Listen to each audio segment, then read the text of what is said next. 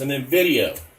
This needs to be uploaded from your phone or PC. This isn't live video. This would be short reels video, right? So it's a video that's in your camera roll, and you upload it to the social media platform. And then finally, live video. Social media that allows this, love this type of post.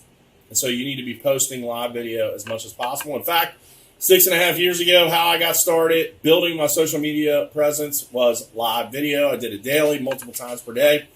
It helped me grow revenue for 3 different companies.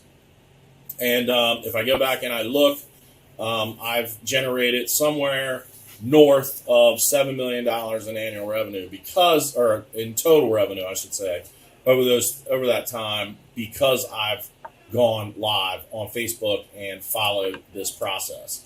And what I want you to do is understand this and be ready for the next step, which is going to be social media hack.